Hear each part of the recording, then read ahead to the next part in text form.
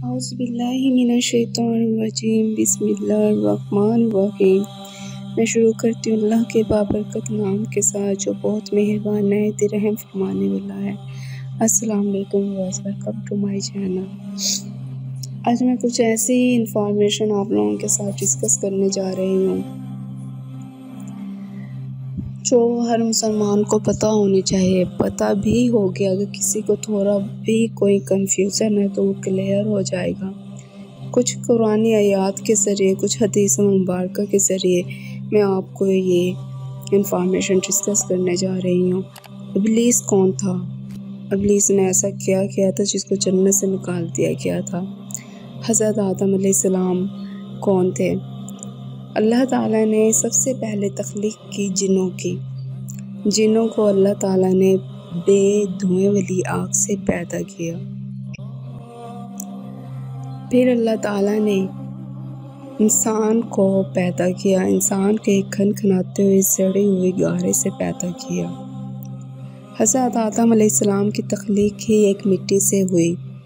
अल्लाह ताला ने हज़रत आदम अलैहिस्सलाम को मिट्टी से पैदा किया, फिर उसमें रूह फूंक दी गई। पहले उनके मुंह पर रूह फूंक दी गई, फिर उनके पेट पर। फिर अल्लाह ताला ने सब फरिश्तों को, जिन्नों को, सबको कहा कि हज़रत आदम अलैहिस्सलाम को सजदा करें। सब ने हज़रत आदम अलैहिस्सलाम को सजदा किया सिवाय इब्लीस के। इब्लीस ने सजदा नहीं किया। अल्लाह ताला ने फरमाया, इब्लीस, मैंने सबको हुक्म दिया, सब ने सजदा किया सिवाय तुम्हारे, तुमने सजदा क्यों नहीं किया? इब्लीस ने कहा, ऐ खुदा, मैं एक ऐसी इंसान के आगे क्यों सजदा करूं जो एक खनखनाती हुई मिट्टी से पैदा किया गया? ये मुझसे कम है। उसने तकब्बुर किया, गरूर किया इब्लीस ने, और कहा मैं इससे ऊपर हूँ, मैं तो एक बेधुएं वाली आग से पैदा हुआ। तो उसने इनकार कर दिया, मैं इसको सजदा नहीं करूँगा, और वहीं से उसने दुश्मनी ले ली हज़रत आदम अलैहिस्सलाम से। अल्लाह ताला ने इब्लीस को उसी वक्त ही जन्नत से निकाल दिया। इब्लीस जो कि एक जिन था। कुछ लोगों को गलत फहमी है कि कहते हैं कि ना इब्लीस जो था वो फरिश्ता था। इब्लीस फरिश्ता नहीं था, वो जिनों में से था, वो सबसे पहला जिन था। सूरह कैफ में आया है जैसे कि जब तेरे रब ने सबको हुक्म दिया कि आदम अलैहिस्सलाम के आगे झुक जाओ, सब झुक गए, लेकिन इब्लीस ने इनकार कर दिया क्योंकि वो जिनों में से था। इब्लीस जिन था। लोग ये अपने जहन से चीज़ बिल्कुल निकालते कि वो फरिश्ता था। वो फरिश्ता नहीं था, वो एक जिन था। शैतान उसकी सिफ्त में है, उसको इसलिए शैतान कहा जाता है। वो फरिश्तों के साथ जन्नत में ही रहा करता था, इबादत गुजार था, काफ़ी बहुत इबादत भी किया करता था। लेकिन जब उसने खुदा के हुक्म से इनकार कर दिया, तकब्बुर किया, उसने गरूर किया कि अल्लाह, मैं तो एक बेधुएं वाली आग से पैदा हुआ हूँ, और ये तो जबकि एक खनखनाती मिट्टी से पैदा हुआ, मैं इसको क्यों सजदा करूँ? उसी वक्त ही उसकी शैतानियत शुरू हो गई और वो शैतानों में शुमार हो गया। हज़रत आदम अलैहिस्सलाम से दुश्मनी पकड़ ली। इब्लीस पहला जिन था। सूरह अराफ में है, मुझ पर तो तुमने लानत कर दी। ऐ अल्लाह, मैं भी तेरे सीधे रास्ते पर उन लोगों को गुमराह करूँगा जो तेरे सीधे रास्ते पर चलेंगे। मुझे इतनी मोहलत दी जाए कि मैं लोगों को गुमराह कर सकूं। यानी कि जो जिन हैं उनके लिए उम्र तो लंबी होती है, लेकिन वो मर जाते हैं। लेकिन जो इब्लीस है उसको अल्लाह ताला ने क़यामत तक मोहलत दी। अल्लाह ताला ने फरमाया, जा मैं तुझे मोहलत देता हूँ क़यामत तक ज़िंदा रहने की। जितना हो सकता है तू लोगों को जितना गुमराह कर सकता है कर, लेकिन मेरे जो नेक बंदे हैं وہ کبھی بھی اپنے سیدھے راستے سے نہیں بھٹکیں گے۔ ہاں، جو برے لوگ ہیں، جو تیری باتوں میں آئیں گے، گمراہ ہوں گے، وہ تیرے راستے پر چلیں گے۔ ابلیس ایک ایسا جن ہے جس کو قیامت تک زندہ رہنے کی اجازت دی گئی۔ جنوں کی ویسے ہی عمر اتنی لمبی تو ہوتی ہے لیکن اتنی نہیں ہوتی۔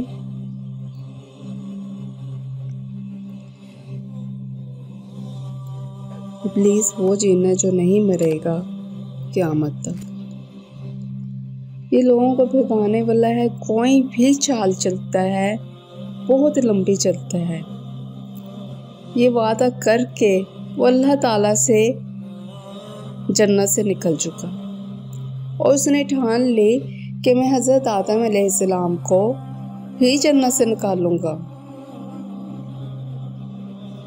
جب اللہ تعالیٰ نے شیطان کو جنت سے نکال دیا اور ابلیس نے ٹھان لیا کہ میں آدم علیہ السلام کو بھی جنت سے نکالوں گا، اور وہ بہت کوشش کرنے لگا حضرت آدم علیہ السلام کو جنت سے باہر نکالنے کی۔ حضرت محمد صلی اللہ علیہ وسلم نے فرمایا، شیطان انسان کے ہر راستے میں بیٹھا ہوتا ہے، کچھ بھی کریں ہم، ہر راستے میں ہمارے ساتھ رہتا ہے۔ جو نیک بندے ہوں گے وہ بالکل بھی اس کے راستے پر نہیں چلے گا۔ اب آپ یہیں سے اندازہ لگا لیں، نماز، ہم نماز پڑھنے کے لیے اٹھتے ہیں، تھوڑی سی غفلت ہو جاتی ہے کہ نہیں نیند آ رہی ہے، تھوڑی دیر میں اٹھ کر پڑھیں گے، تھوڑی دیر گزر جاتی ہے، پھر کہتے ہیں اچھا تھوڑی سی اور دیر میں پڑھیں گے۔ یہ ہمارے ذہن میں یہ وسوسے، ہمارے ذہن میں یہ باتیں کون ڈال رہا ہے؟ ابلیس، شیطان ہمیں منع کرتا ہے سیدھے راستے پر چلنے سے کہ نہیں ابھی ٹائم ہے نماز کا، ابھی نہ پڑھ، تھوڑی دیر میں پڑھ لینا۔ جبکہ اللہ کے نیک بندے فوراً ہی نماز کی طرف چلیں گے، نہیں میں نے نماز ادا کرنی ہے۔ ہم نے شیطان کے راستے پر نہیں چلنا، شیطان کا راستہ تو جہنم کا راستہ ہے۔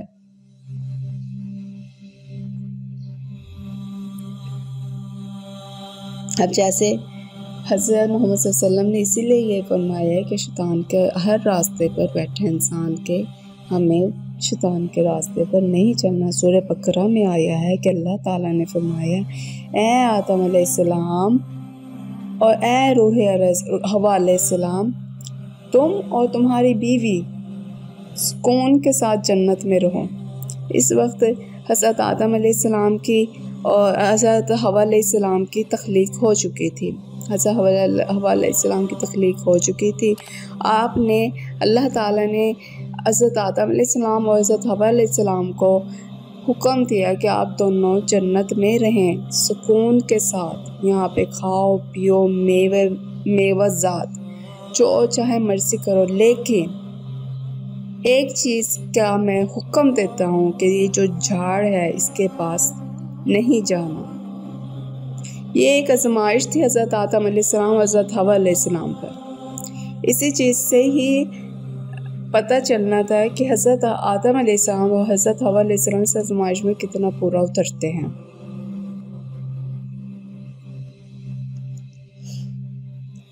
تو تم اپنے نفس پر ظلم کر بیٹھو گے۔ اللہ تعالیٰ نے فرمایا، اگر اس جھاڑ کے پاس گئے میرے منع کرنے کے باوجود تو تم اپنے نفس پر ظلم کر بیٹھو گے۔ پھر کیا ہوا؟ شیطان آیا اور حضرت آدم علیہ السلام کو بھڑکایا، اس کے ذہن میں وسوسے ڈالے کہ یہ تو بہت خاص جھاڑ ہے، اس کا جو پھل ہے بہت میٹھا ہے، اس کا پھل جو بھی کھائے گا وہ ہمیشہ زندہ رہے گا، اس کو مال و دولت، بادشاہت سب کچھ مل جائے گی۔ اب جب شیطان نے وسوسہ ڈال دیا حضرت آدم علیہ السلام اور حضرت حوا علیہ السلام کے ذہن میں، دل میں، تو پھر وہ کون سا انسان ہے جو یہ سوچے؟ اس کو، انسان کو تو ویسے سازشوں کی ضرورت ہے کہ ہاں ٹھیک ہے میری زندگی آسانی سے گزرے، مجھے سارا ملک مل جائے گا، دولت مل جائے گی، شاید مجھے لمبی زندگی مل جائے گی جو نہ کبھی ختم ہونے والی ہوگی۔ تو حضرت آدم علیہ السلام کے دل میں وہ وسوسے شیطان نے حاوی ہو گیا پھر کیا ہوا، حضرت آدم علیہ السلام نے وہ پھل کھا لیا، جس کی وجہ سے آپ کو جنت سے نکال دیا گیا۔ آزمائش تھی نا، لیکن وہ آزمائش پہ پورا نہیں اتر سکے، انہوں نے شیطان کی بات کو مان کر گمراہ ہو گئے۔ اللہ تعالیٰ نے حضرت آدم علیہ السلام کو کہا تم دونوں ایک دوسرے کے دشمن ہو گئے، یعنی کہ اللہ تعالیٰ نے حضرت آدم علیہ السلام کو وہاں جنت سے نکال دیا اور کہا جاؤ، آج سے تم اور حضرت آدم علیہ السلام اور ابلیس جو شیطان تھا ایک دوسرے کے دشمن ہو پک گئے، میری حکم سے انکار کر دیا تم نے اور وہ پھل کھا لیا۔ اس بات پہ حضرت آدم علیہ السلام نے اللہ تعالیٰ سے فوراً معافی مانگ لی اور فرمایا اے اللہ، ہم دونوں یعنی کہ حضرت آدم علیہ السلام اور حضرت حوا علیہ السلام دونوں نے معافی مانگی اور کہا کہ ہم دونوں نے اپنے نفسوں پر ظلم کیا، اگر آپ نے ہم کو معاف نہ کیا تو ہم خسارے میں ہوں گے۔ اب جو شیطان تھا اس نے غرور کیا، تکبر کیا، اس نے حضرت آدم علیہ السلام کو سجدہ نہیں کیا، جبکہ اللہ کا حکم تو اس نے اللہ کے حکم کی نافرمانی کی، سجدہ نہیں کیا۔ سجدہ نہ کرنے کے بعد بھی اس نے اللہ تعالیٰ سے معافی نہیں مانگی، اس لیے اللہ تعالیٰ نے اس کو نکال دیا، اس کو کھلی مہلت دے دی، جا تو جتنا ہو سکتا ہے، جو انسانوں کو جتنا بھی بھکا سکتا ہے بھکا۔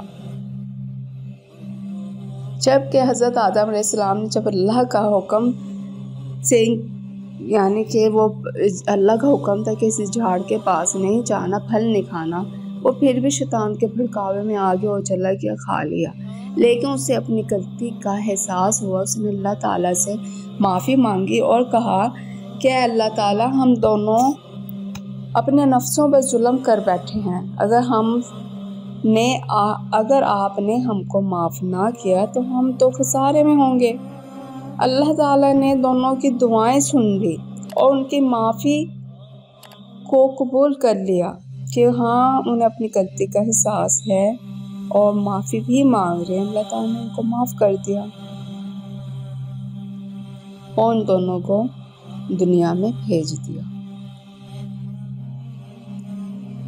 ابلیس ایسا شیطان ہے جو قیامت تک انسان کے ساتھ رہے گا۔ ہمیں اپنی زندگی اس طرح گزارنی چاہیے جس طرح ہمارے اللہ پاک نے ہمیں حکم دیا ہے۔ اللہ پاک کی ذات کی شان کی عظمت یہ دیکھیں کہ ہم انسان کتنا گناہ کر لیتے ہیں، اس کے بعد جب اللہ پاک کے سامنے سر جھکا کر سجدے میں گر کے معافی مانگ لی تو اللہ کی عظیم ذات کی یہ دیکھیں ہم اس کے حکم کی نافرمانی کر کے اگر معافی بھی مانگ لیں تو اللہ تعالیٰ کس طرح معاف فرما دیتا ہے، لیکن اگر غرور اور تکبر کریں گے تو معافی ہی نہیں ملے گی۔ یہ جو جتنے واقعات ہمارے ماضی میں ہو چکے ہیں ہمیں ان سے ہی سبق حاصل کرنا چاہیے اور اللہ کے نیک بندوں میں شمار ہونا چاہیے، جو اللہ نے ہمارے لیے نیک راستہ رکھا ہے، جو سیدھا راستہ، ہمیں اس پر چلنا چاہے تو ہمیں جنت ملے گی۔ اگر شیطان کے راستے پہ چلے تو شیطان نے اپنے ساتھ جہنم میں لے کے جانا ہے انسانوں کو۔ میرے ویورز، یہ جو انفارمیشن تھی یہ حقیقت ہے، یہ حقیقت ہی ہے کہ ہم انسان اچھائی اور برائی، صحیح اور غلط، ان چیزوں کا انتخاب کر سکتے ہیں، اپنے لیے راستہ چن سکتے ہیں کہ ہم نے سیدھا راستہ چننا اور جنت کے راستے پر چلنا ہے۔ میں آپ لوگوں سے ایک ریکویسٹ ہے کہ میرے چینل کو سبسکرائب کریں، لائک کریں، شیئر کریں۔ اللہ تعالیٰ نے آپ کو بہت زیادہ اجر دینا ہے انشاءاللہ۔ اللہ حافظ۔